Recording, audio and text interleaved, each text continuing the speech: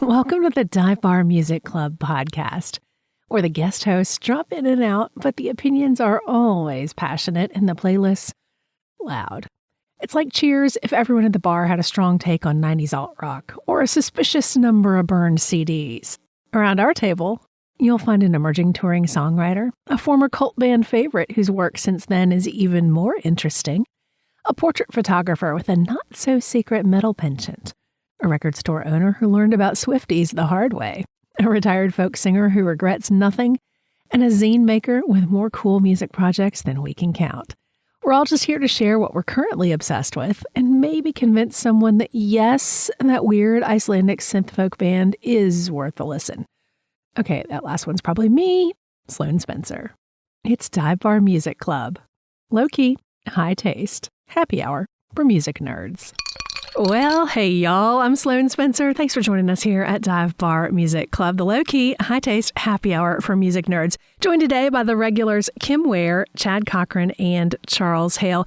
And we've got an interesting mix of tunes to talk about today, but before we jump into that, we've also all been kind of busy. Spring, summer is sort of the busy time of year for those of us in music. And Kim, I just have had a hard time even keeping up on your social media. Tell us what's been going on with tour recently.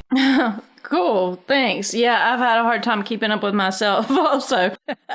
Over the past, I guess like couple months. Well, I had the busiest April and just did so much music stuff, but it was like super rewarding. And at the end of April, I went on a tour. It was just 5 shows. My friend J-Phono1, John Harrison, he lives in Chapel Hill, and we just played a handful of shows around North and South Carolina, and it was wonderful. We've done this probably about 4 or 5 times over the years, and we both agreed that this was like the best one, which was really awesome because, I wasn't sure. I don't think I've really done a proper tour since before COVID.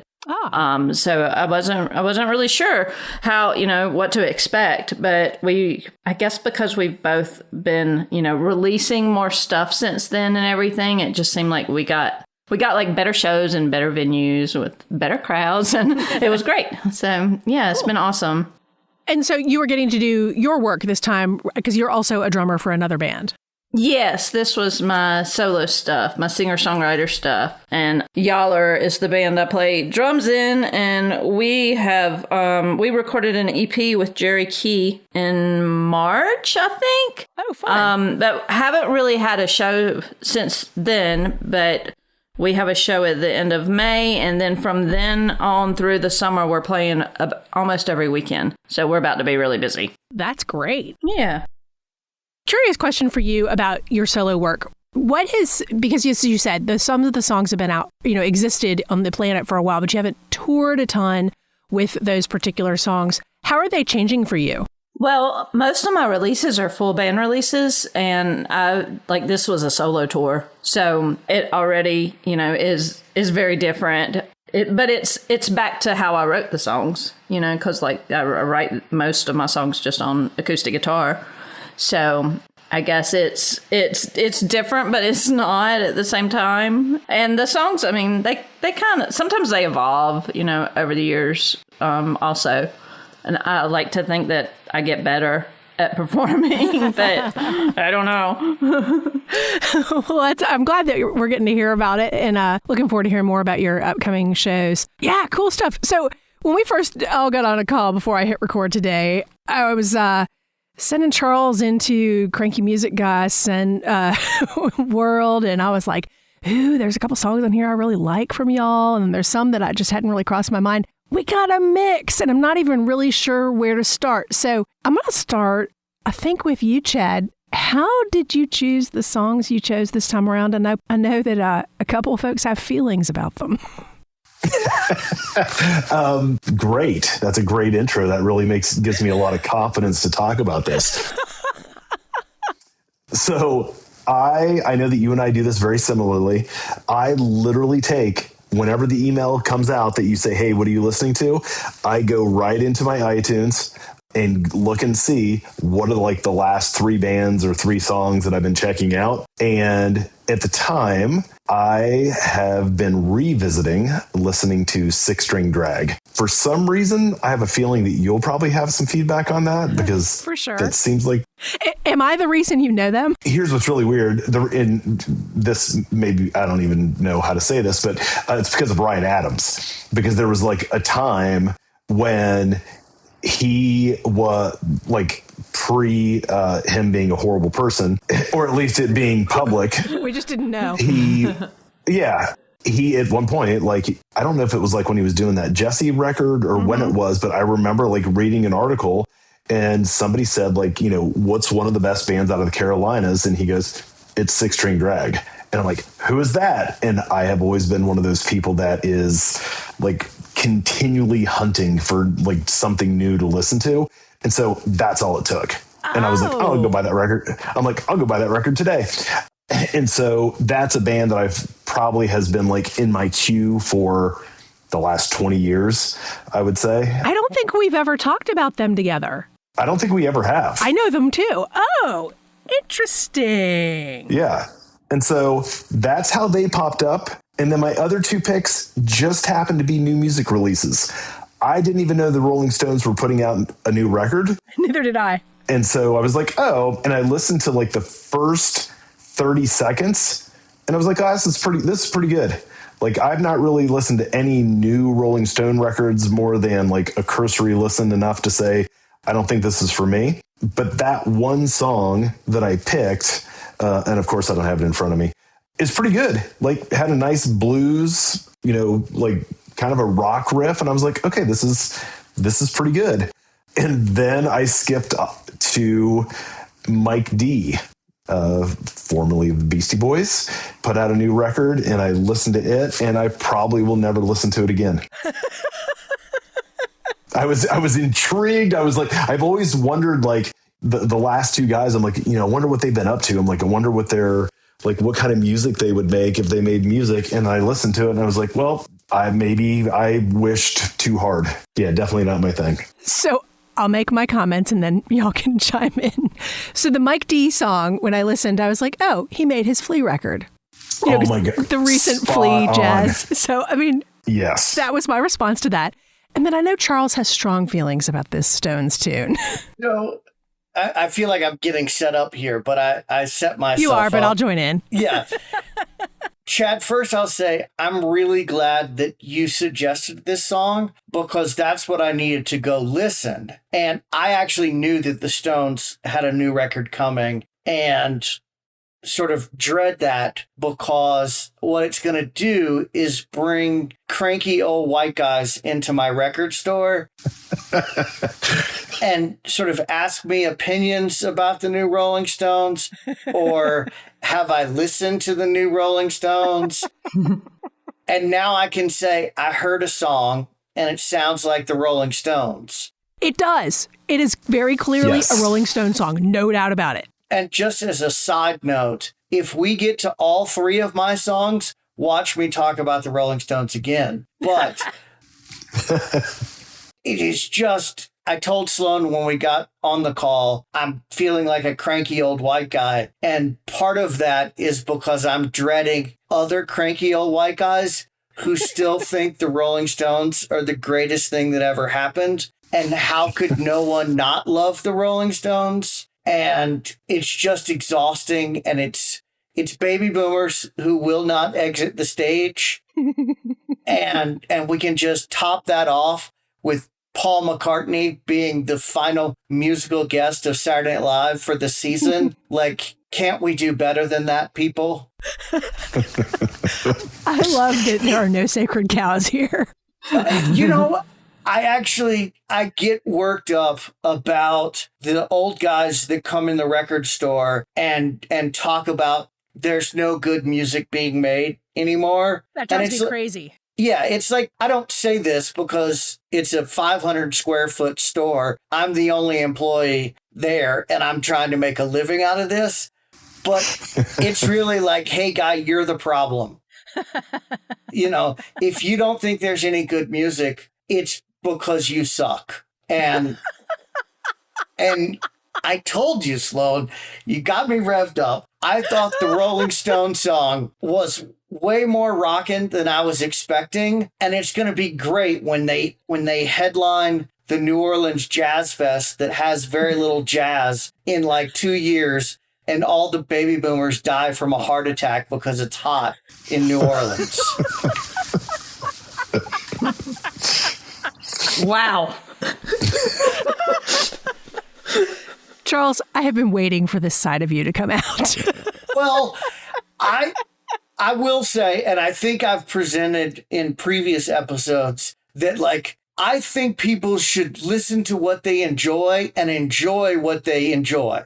No problem with that. I think Chad knows I'm not talking about Chad. The people that can't get past the early days of rock and roll. And I have no tolerance for it. Clearly, no tolerance for it. Charles, I'll jump in here because it's a really interesting conversation to talk about how do people in my generation and those older find new music. Oh, yeah.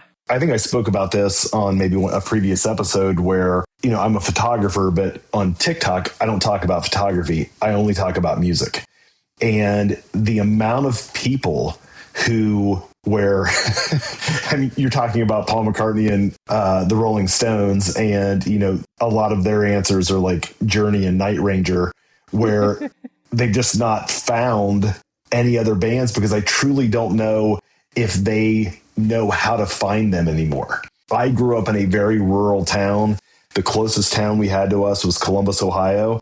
And the station that had, the best coverage that you could get far away from Columbus, Ohio, of course, was the classic rock station. And so I'm just convinced that, you have 85 songs that are just completely recycled over and over and over, and people never get any exposure to new music.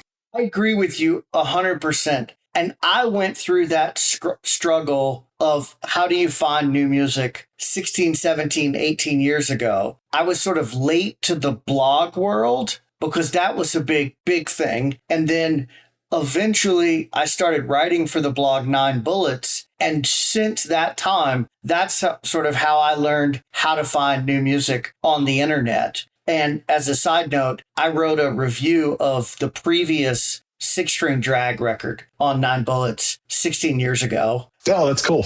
But yeah, so I just feel like the resources are out there for people. And I understand that it's not as easy as it used to be. And then I'm also fine if people want to listen to the same 15 bands that they've been listening to all their life. I've got no problem with that. Where I turn into the grumpy guy is when they come into my work and tell me that those 15 bands are the only 15 bands that really matter. I totally hear that. And there was research years ago that said that whatever you listen to when you're 15 is what's ingrained in your brain for the rest of your life. And I was like, hell no, it's not. But also, yes, it is for me as well. But also I have a super broad playlist of constantly rolling in my head. But Kim, it's not like you're like decades younger than we are, but your music discovery is very different and you have really vibrant music discovery. And I would love for you to share, for folks who haven't heard other episodes where we've talked about this, I would love for you to share a little bit how you're finding new music because it really works. So, yeah, I mean, I listen to streaming music a lot. It's convenient, right? I work in Charlotte and that's about a 45-minute to an hour commute for me. So that's a lot of time, in the car to just listen to whatever. And I probably got rid of Spotify a while back, but I listened to Tidal a good bit. And I've mentioned the Tidal algorithm before. That's how I learn about a lot of new stuff. And I think that's where I found each of the 3 tunes for this episode was from the Tidal algorithm. And I guess that I also have like XM radio in my car and XMU, that station plays a lot of new indie music. So I like to listen to that. And Yeah, I mean, the digital algorithms basically is where I find most stuff, like be it title of YouTube, whatever, that tends to be where I find most new stuff. I got an NTS radio subscription. What is that? Several months ago. Shoot, if you wouldn't have asked me, I probably could have told you what it stands for. But it's internet radio. They have a really great app, and they have Rachel Coles also uses this. Oh, yes, cool. yes. Okay. Yes. Yeah, so that's a good place for me. I wouldn't say that that's where I find new releases, but things that I probably would not hear anywhere else. So Yes. I have a variety of places, and friends, friends will ask me. I have a specific question. Your algorithm, and I've been attributing this to Tidal because I'm an Apple Music user, but Tidal seems to really serve you up stuff that fits what you're looking for. Like if you had to list off just like your core, like 5 core bands, like just 5, like if you're just wanting music that's going to be peaceful for you driving and you just want to hit these 5 bands, what would you hit? Oh, yeah. So, like, old standbys that, like, I can just put them on pretty much at any time and enjoy. Sure. Well, let's see. Kathleen Edwards is one of my favorite songwriters. I listen to her a lot. So, yeah, I would say she's a good fallback. If I want something that's more rockin', I really like Superchunk a lot.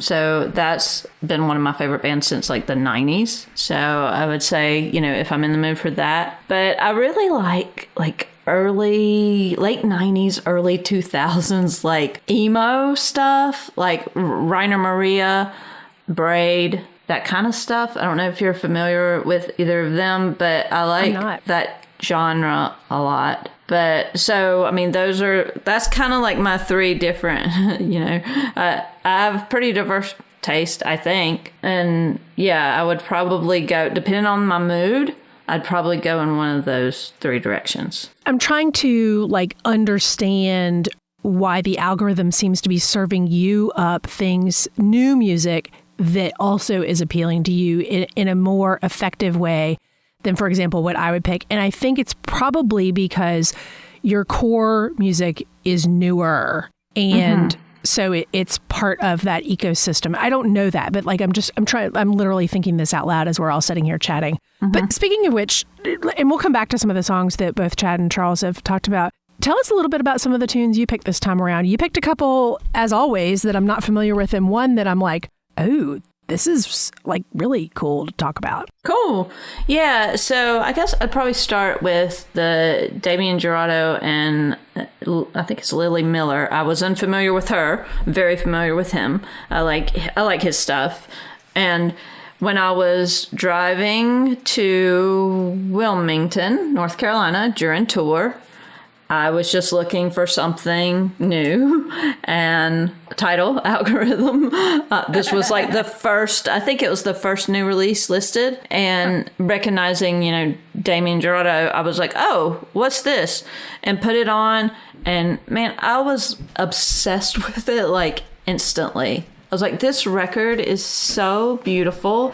And it's interesting because it's like he'll do one of his songs, which it's got probably 20 some songs or more on it, and a lot of his songs where like he's singing lead, and I assume he wrote it, are really, really short, almost like little song snippets, and hers are just really like more fleshed out and just absolutely beautiful. I was blown away by her writing and her voice and everything. So I highly recommend that one if you like slow, sad folk acoustic stuff like I do. Side note on that one, do the rest of y'all kind of hear Pink Floyd on those first guitar notes on that song? I don't know if you had a chance to listen. I also don't like Pink Floyd. No, I hate Pink Floyd. Oh, we need to have a whole episode about that. Oh, wow. I was not familiar with Lily Miller, and I thought this song was fantastic. It was like sparse and dark, and like I loved her vocals. I just thought it was a really good song. I was not familiar, and I have a note on my sheet to go check more of her stuff out. Yeah, that record it's amazing. I mean, I was like, it really affected me in like I must have listened to it probably 3 times through, like in a row. I just couldn't, I didn't want to listen to anything else. I was just like, this is just so beautiful. So, yeah. So before I get us off on too much of a tangent, I want to redeem myself vaguely on the Pink Floyd thing. I do hate Pink Floyd, but I also love The Wall, and I have the double album, and I have probably seen the movie 300 times. So those songs are the exception. And so what I hear in those first 5 or 6 guitar notes is very similar to one of the songs off of The Wall. So if you go and listen, you'll hear it too. Anyway, thank you, Kim. I would never have found this artist just completely outside of my wheelhouse. You've got some other great ones this time as well, as you always do. Yeah, well, the others, so Jesca Hoop, she, I think, probably came up in my algorithm also. And I think I saw her open for someone, and I cannot remember who. It was so long ago, back in Atlanta, probably a good 15 years ago or so. And I liked her then. I remember kind of exploring her stuff then, to see what else she had out and everything. But I have not seen her name or heard her in a good while.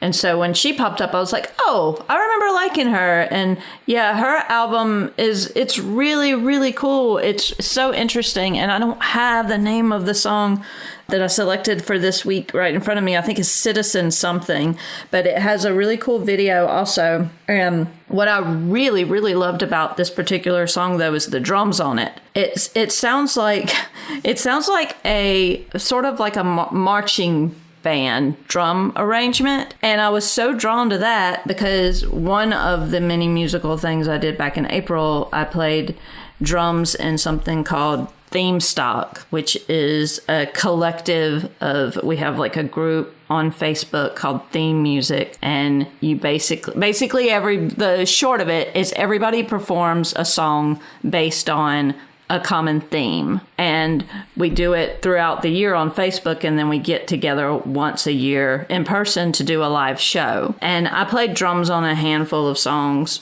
at Theme Stock, and one of them was a song called The Everyday Story of Small Town by XTC. And it's the most challenging thing I've ever learned on drums, ever. It was like a marching band drum section played on the drum kit. And that song of Jessica's reminded me of that so much that I was like, well, I learned that XTC song. I want to learn this one too. Because now I'm like that. What an interesting...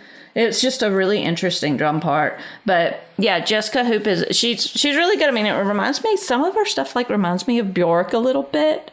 Mm-hmm. And it's cool stuff. And as does the other artist, Aldous Harding. Some of her stuff reminds me of Bjork, probably even more. She's really, really weird. And my husband likes her a lot. And so basically my history with her was just... when he would be listening to her, sometimes I would hear it and be like, oh, yeah, that's that Aldous Harding. And yeah, her new album is really weird. And I think the song that I picked, San Francisco, I thought that was so interesting because it's like 2 songs in one kind of. And I like when songs do that at the end. It's like, oh, I thought the song was over, but now it's doing this. That's kind of cool. So, yeah, just, I've obviously been listening to a lot of indie folky ladies here lately because that's kind of I'm glad you are. That's my jam. But yeah, I mean, I figured, usually when I bring that sort of thing to this, it is something a little different than what the others bring to it. So, yeah. Both of these last 2 songs in particular, the Jesca Hoop and the Aldous Harding, they're both sneaky in very different ways. Yeah.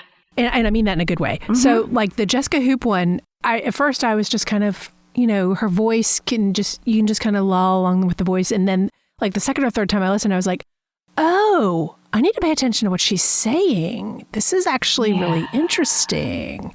And so the more I listened, the more I really, really liked that one. And I was like, I need to know more about her. And she was like Tom Waits' nanny. That's what I was going to say. Thanks for mentioning that. Yes, spoiler alert, because I was going to say, just look up her Wikipedia. She is so interesting. Yeah, she's got a really cool backstory, for sure. It's interesting. The notes that I have for Jesca Hoop, I wrote down that at first it sounded like a De La Soul song. Yeah. And then she started singing and I was like, wait, this could like the background music, like if it would have been like a modern rap artist rapping over top of that track, I would have been like, oh yeah, that's completely believable. And then when she started singing, I was like, oh, this takes it in an entirely different direction. This is not what I was expecting, but I really dug it. Good pick. I liked it a lot. Cool. I also noticed the percussive elements on the Jesca Hoop, and I'm almost positive she did an album or an EP a number of years ago with Iron and Wine. Oh. Who I also feel like, to use y'all's words, is like very percussive, but in a sneaky way. So I thought it was really interesting. With the Aldous Harding record, I listened to the San Francisco song, and then I went to the album and listened to a handful of songs on there. And I thought also there were some interesting percussive elements on that album that in some ways reminded me of Fiona Apple. Oh, yeah. Yes. I know Fiona Apple is a piano player, but I think of her more as like a percussionist. So both of those were really interesting songs, sort of from the percussion side. Yeah, I love that. I'm sure that's why I was drawn to it also, in addition to Girl with the Guitar. So, yeah. Those elements are kind of like the things that you do, because your work is on both sides of those spectrums as well. Spectrums? Sure, that's a word. Yeah.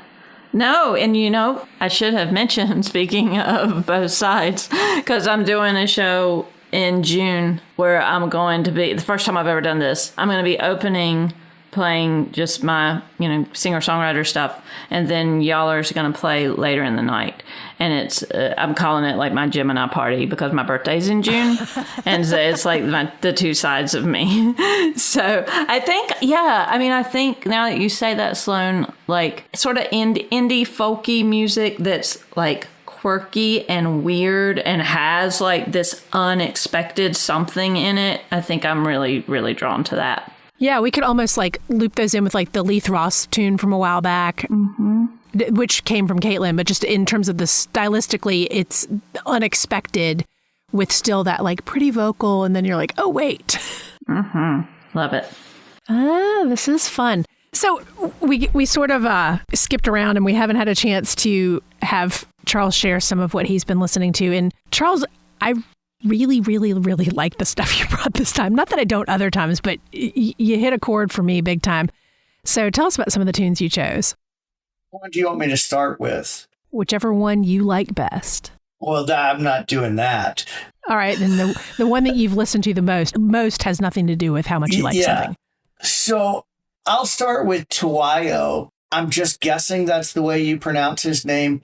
He's a French-born soul singer, and it's an album that I discovered on Instagram. I follow a lot of record collectors on Instagram, and I just saw someone post this album cover, and it was pretty striking. And at the time, I was looking for a record for my store's Record of the Month club. Oh, right. And so I was needing ideas for that. I'm not terribly tapped into new music. And so I was using Instagram sort of for that reason. So I went and clicked on that album, and immediately I was drawn to it. It seemed the song I picked, or any song on that record, is fun and soulful and a little bit gritty.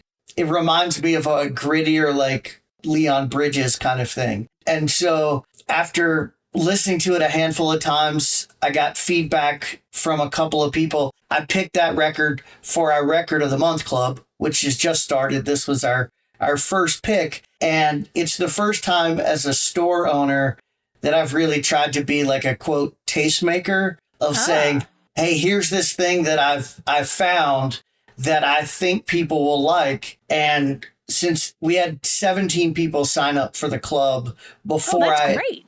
Yeah, I'm thrilled with it. But it was all before I announced what the record was. So they had paid me for the record before they knew what it was, which is pretty nerve-wracking. But the feedback has been really good from people. I'm still enjoying the record. I play it in the store a bunch because we bought a bunch of copies, more than the number of people in the record club. So it just feels like the kind of thing that if you play it for people, they will respond favorably to it. So this is maybe his second full-length album, but the first one that's been released in the U.S. Where is he from? He's from France. Okay. Oh, yeah, you said that. That's very cool. Yeah. Born in Paris. The album was produced by one of the guys from the Black Pumas, and it was recorded in Austin, Texas. So cool. He clearly has come over to the U.S. to make a record. But yeah, so I've been enjoying that record. Can folks still get in on your record club, or is it too late? No, there's never too late, Sloane. If people want to, spend money with the Dry Rate Records is the name of the store, they can go to the website and sign up for it. It's technically not a record of the month club. It's a record every other month, which just makes it sort of easier for me, so I don't have to keep finding new things I think a broad spectrum of people will like. And it keeps the cost reasonable for people. If you're not in Fort Collins, Colorado, and we ship the records to you, it's $200, which essentially breaks down to like $28 per record plus shipping. So very cool. I want to ask you another question about that, because thinking about music that will be broadly liked or broadly appreciated is very different than choosing something for yourself. 100%. And normally I'm listening to things that I like. Mm-hmm. There's a responsibility owning the store to stock things that I think people will want to buy. But that doesn't mean I have to listen to them. So this is one that I kind of feel like with the record club, it's not designed to appeal to the really serious, nerdy, locked-in music fan, because they're going to know what they like and what they don't like already. But there's a lot of people that are not like the four of us, and they don't spend a ton of time looking for new things to listen to. And they want someone to say, hey, here's this new cool thing that I think you'll like. So that's sort of the way I'm approaching it. We'll see if I ever pick something that I don't like. But but you've got some other cool songs this time around as well. Yeah, so talking about not really being the diehard new music person right now, I happened into another new band. They're called Mod Lang. They're based in Detroit. I found them from a guy's YouTube channel that I like. He's a young Canadian guy that's big into punk, and primarily into punk, but as a record collector. So he makes these really great YouTube videos where he goes to people's homes and checks out their record collections. But then he was sharing some of his new finds, and he's also a power pop fan. And he mentioned this band called Mod Lang, and he didn't have to tell me where the name came from. I knew where the name came from, and that made me want to check it out. Mod Lang is the name of a Big Star song. And so I started listening to it, and I really love it. It's what I would call fun rock music. It's not as dirty as I normally prefer, but it just seemed good and fun, and they weren't taking themselves too seriously. They were aware that they named themselves after a Big Star song and just sort of leaned into that, which I kind of think is great, because the whole world doesn't know who Big Star is. And so more about their Big Star influence. In the second half of the record, they have a song called TV Star, and they follow it up with a song called Big House. And I'm certain that's intentional, especially because in the song Big House, they actually say, I'm going to be a big star. So I'm sure they're in their 20s. So they're telling us where they're coming from. But it felt like the Cars or the Kinks or Big Star to me. Charles, out of the ones that you picked, I was going to say, I really like the other. I was going to say, Charles, of the three that you picked, I really liked the other two. They were like kind of like old school, like everything felt like a little old school, all three of these. But Mod Lang totally caught me off guard. They were, I have in all caps, love this. I know you said you like dirtier. It would be somehow if like the Detroit Cobras were a pop band. Like it's like I absolutely loved it and can't wait to, check out that record. I was blown away by this one. Yeah, I had never heard of them, and I absolutely love the entire record. I'm so glad you brought it up. And the only drawback to their name is it is impossible to Google because it brings up everything else, not them. If you Google Mod Lang Band at least like 3 times, which is what I've done, then they will come up first. I'm going to have to train my Google. Yeah. How to train your Google.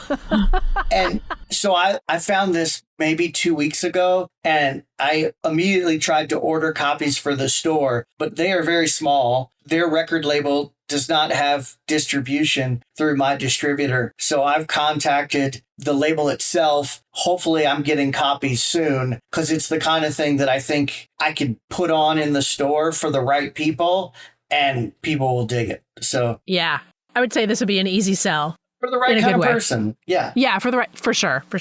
That was fun. Good. I'm not just cranky old guy. Well, and because like I also don't like a lot of like pretty stuff, and by pretty I mean non-dirty. And I like gritty, I like dirty, But this was like 100% loved it. Rock musicians who are not afraid to be rock musicians. Mm-hmm. If you watch a video of them, I mean, they're a throwback to the 70s in their look as well, which I think is great. And then my third pick was sort of more my normal wheelhouse. I bought a collection of records. There was one that I had never seen before, and it looked interesting, so I put it on the turntable. And then I decided, well, this is not for sale.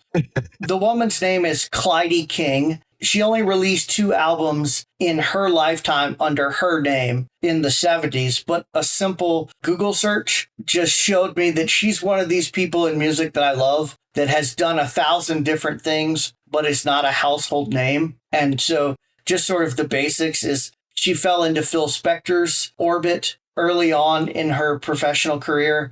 So she started doing a lot of background singing, but she's done an amazing amount of background vocal work for people like Ray Charles, Bob Dylan. She did a ton of stuff with in the 80s. Apparently they have Clydie King and Bob Dylan have recorded duets that have never been released. She's a background vocalist on Lynyrd Skynyrd's Sweet Home Alabama, and she's a background vocalist on a number of songs on the Rolling Stones' Exile on Main Street, including Tumbling Dice. And she's on 3 Steely Dan records. So I feel like in that world, Mary Clayton is a much more known name, but she sang with Mary on a bunch of this stuff. So the album I found is called Direct Me. The song I picked is just one of several songs on that album that I could have picked. It's great 70s soul music. It's just not something that became incredibly popular. A really cool history. Yeah, this whole thing was just speaking my language. I have a Clydie King tune on an 8-track compilation. A lot of my life was spent sitting and reading the liner notes to my parents' records. My parents had an extensive record collection. And then the rest of it was these weird, like, gas station compilation 8-tracks, which were probably like bootleg stuff. And by bootleg, I mean compilations put together illegally and then sold at truck stops. Just tons and tons of soul music. And that's how I knew Clydie King. And then when I saw it reading record liner notes at home, I was like, I know that name. Ace. Just fantastic stuff. I'm so glad you found this record. I did not know that the record itself existed. And I was actually so close to switching out that song for another new band that I discovered. So I'm glad I stuck with Clydie King. Who are you going to put in? Well, I'm going to do this show again, I think. Okay. But you can listen to more than 3 songs a week. I was in the same boat. I'm like, tell us anyway. I want to know who it is. They're called Weird Nightmare, and they're on Sub Pop Records. Oh, I don't know them either. Cool. Well, now we all have homework. Yeah, it's a side project for the main guy in a band called Metz, Metz, which I'm not super familiar with them, but I was introduced to Weird Nightmare 2 days ago by the guy who does the radio show after me. And so then I went home and ordered 5 copies of that for the store also. That spoke to you, I guess. Yes. I love this. I love how all these recommendations come together, and I love the different methodologies we all use and the sources of how we happen upon what it is we're listening to and all of it. I think that's part of what makes this so interesting, is to be able to share that part of it, because that's really the point of this, is like how everyone's like, how did you find that? And it doesn't have to be like some like magical thing. It might be like I typed in the wrong name on something and this popped up. I love that you and Chad are so casual. Like, oh, let me just see the last 3 things that I played. Yep. Because I handle it completely differently. Yeah. Yeah, I stress and worry about it and think about it and try to figure out what I might can say. So I envy y'all's casualness. I want to give a little, I mean, I'm winging it at all times, so I'm not sure that's something to emulate.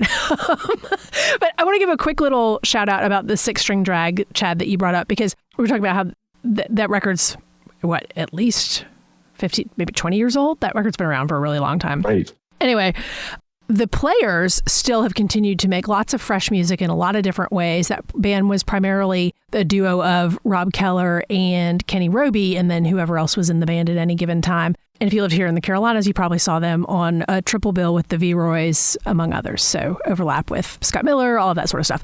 Anyway, just to kind of give connections for folks who are like, oh, that name sounds familiar. But Rob Keller put out a cool record this last year in Portuguese. And I saw him perform the entire record, and I was like, I don't understand this, but this is fantastic.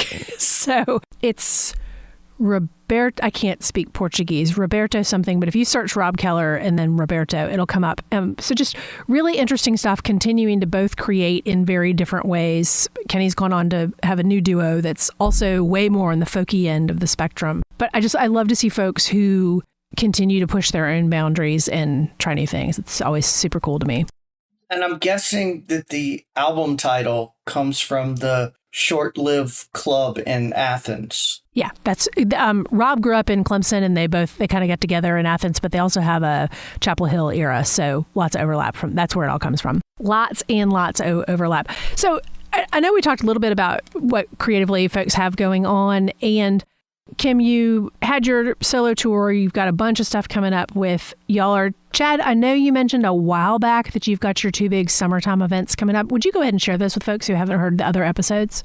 Of course. In June, I will be at the Nelsonville Music Festival, and I will be doing backstage portraits there as well as the main stage.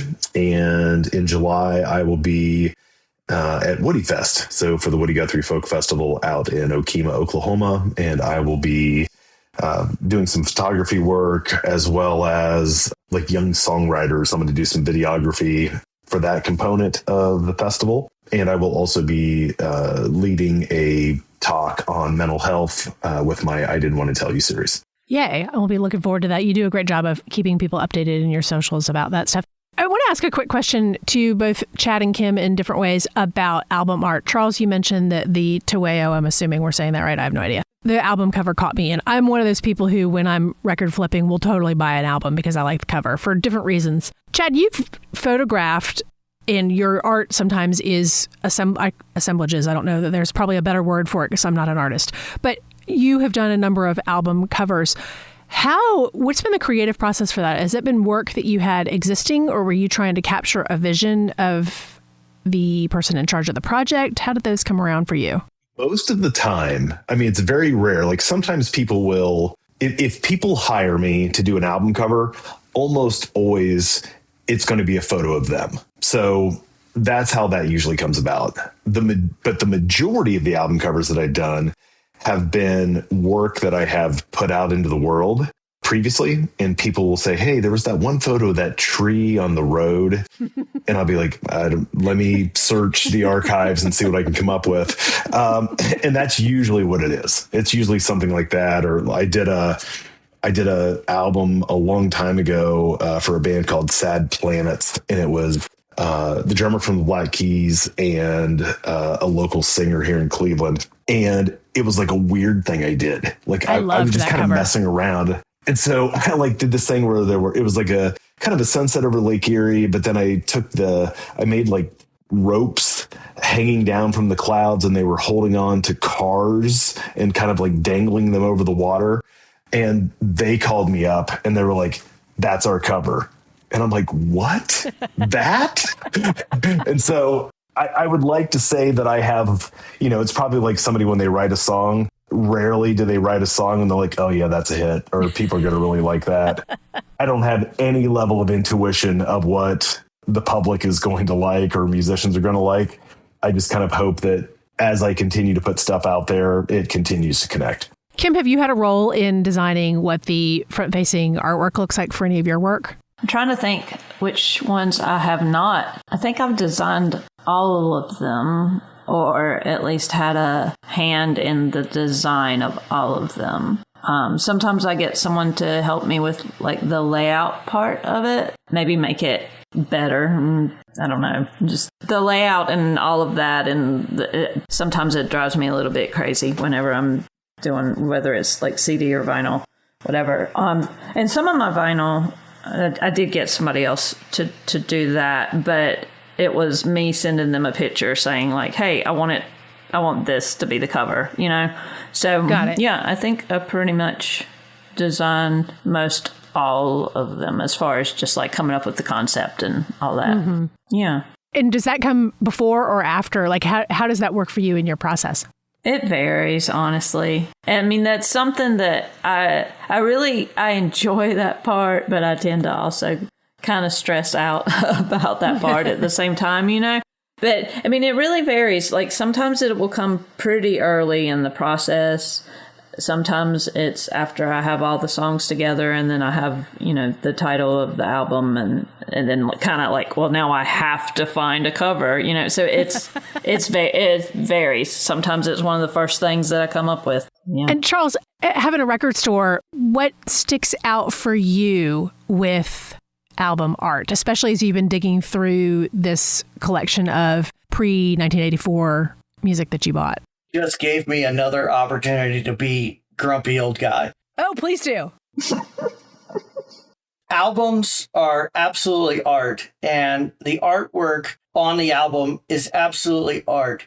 But from the business side of things, if the name of the artist is not on the top third of the album cover, it's really doing the musician a disservice, because that's the part that people see. No matter what the album artwork looks like, if the name of the artist is not there, or if it's at the bottom, which I see way too many times, people aren't looking at the bottom third of a record when they flip through the bins. So anything that's striking, and just the awareness that the top third is what people are going to see 90% of the time, which it just sounds so business wonky, and I apologize for it, but it's the truth. No, that makes sense, Charles. It's funny because I like to think that I have a decent eye. I mean, I worked in like web design for so long, different animal, of course, but I'm not just, it's not just a complete,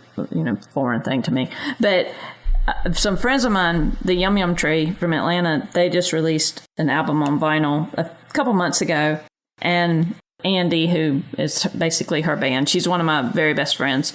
And we went back and forth for a long time with her asking me for my feedback on the cover art. And have you noticed, Charles, it seems like I've seen this, maybe I'm just imagining it, but it seems like more and more people are just using a photograph without like any text on it at all for the front cover. Have you noticed? Does it seem like there's more of that now? This is my pet peeve. Really? I don't know. I think it's entirely possible that that's the case. Yeah, I mean, I think Big Thief did it recently. Like, maybe it's like indie stuff that I listen to, and maybe that's why I'm noticing it more. But anyway, I think it's funny that you made the comment about the bands that put the name, at the very bottom, because that was when my friend Andy was trying to come up with the cover, that was one of the possible options. And I was like, absolutely not. Like, I'm actually a fan of, like, if it's a really good picture with no text at all on it, I think that can be kind of cool, because if it looks really good, then maybe people might stop and be like, oh, who is that? But I'm like, if you're going to put it on the bottom, that seems like just a total waste, especially for vinyl. Because, like you said, like no one's going to see that if they're flipping through stuff. I think the Big Thief album cover you're thinking of is Adrianne Lenker, the singer's solo album. Okay, perhaps so, yeah. And part of it could be if artists and labels are not thinking about the physical product and they're thinking about the digital product, where the name of the artist is going to be right next to the image on any streaming service or anything like that. And I think they counteract that by putting a hype sticker on the shrink wrap, which is fine. But then also, once that album becomes a used record, that shrink wrap is not there. So I know it's balancing the business and the art. And as we're saying this, I'm thinking about Chad's album cover of Ben Nichols. And I don't know if it says Ben Nichols on it or not. It doesn't, Charles. As soon as you said it, I felt like I was getting quizzed, and I immediately went to like my portfolio page and started like flipping through albums. Now and I don't always design them. Like a lot of times they're just, getting the photo from me. Every now and then somebody will have me design it. But Ben told me right up front that he wanted a good, strong image because he wasn't likely going to put his name on the front of it. And you're right. I think that he did like the sticker on the shrink wrap, but that was it. And because we're talking about it, I will point out that the gold standard in this is the jazz label Blue Note. They have a long history of very strong, striking photographs with interesting typography on the front cover. So you can recognize a Blue Note jazz album from anywhere across the room. Yep. Agree. Completely agree. Oh, man, I would love to go a little bit more on this particular rabbit hole at some other time, because I have super strong feelings about image-only usage digitally. So, I will hold off on that. This has turned out to be a whole lot of fun. Chad Cochran, Charles Hale, Kim Ware, I sure appreciate y'all being part of the regulars and joining us here on Dive Bar Music Club. That's the last call at Dive Bar Music Club. If you like the hang, follow the show, leave a review, and tell your algorithm, gosh darn it, we're worth it. Better yet, share your favorite episode with a friend who actually stayed for the whole set. See y'all next time for the low-key, high-taste happy hour for music nerds. Hey, y'all. Thanks for sliding in the booth with us here at Dive Bar Music Club. I'm Sloane Spencer, a former radio host and the creator of a ton of different podcasts over the years, including another brand new one that is completely different. It's the Gen X Sleep podcast, Sleep with Rockstars. Subscribe today at sleepwithrockstars.com or your favorite podcast app.